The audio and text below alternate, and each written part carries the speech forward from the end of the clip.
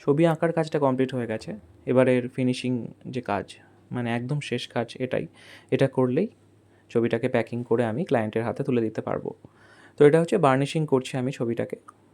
রং করার পরে কিছুটা শুকিয়ে নিয়ে একটু ভালো ওয়েদারে এটা করা দরকার।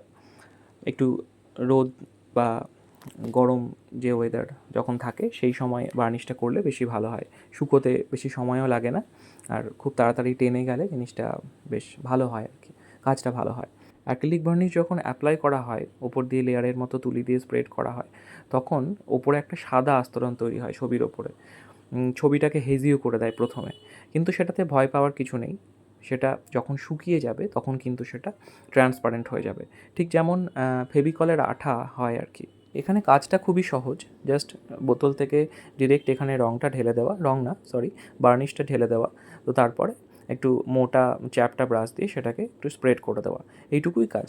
কিন্তু তাহলেও কাজটাকে নিট অ্যান্ড ক্লিনভাবে করতে হয়, কারণ এই যে তুলিটা যেদিকে টানছি সেটা একই সাইডে টানতে হবে। একবার এদিক একবার ওদিক সেটা টানলে তো সেটা দেখতে ভালো হবে না। আর এমনভাবে টেনে সেটাকে ছড়িয়ে দিতে হবে, জিনিসটা একটু গাঢ় তো সেটাকে সেইভাবে ছড়াতে হবে যাতে কোথাও মোটা হয়ে না থাকে, কোথাও পাতলা হয়ে গেল, কোথাও মোটা মোটা লাইন হয়ে থাকলো, সেইটা যেন না হয়ে থাকে। সেই জন্য তুলিটাকে খুব আলগা করে ধরে হালকা হালকা করে পুরোটাতে মুছে মুছে লাগিয়ে দিতে হবে। বার্নিশটা আমি সাধারণত এই ধরনের ছবিতে দুবার করে ইউজ করি, কারণ একবার যদি ইউজ করা হয় তাহলে শুকিয়ে যাওয়ার পরে বোঝা যায় না, বা দেওয়ার সময়ও বুঝতে পারা যায় না যে কোথায় দিয়েছি আর কোথায় দিইনি।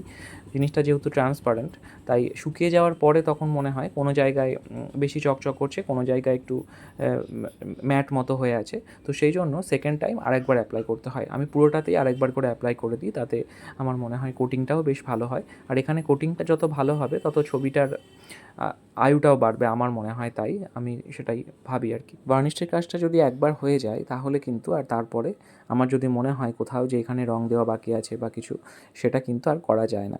কারণ এটা তো একটা চকচকে বিষয়, তেল তেলে ব্যাপার হয়ে যায় ওপরে, তার উপরে আর রং ধরতে চাইবে না সহজে।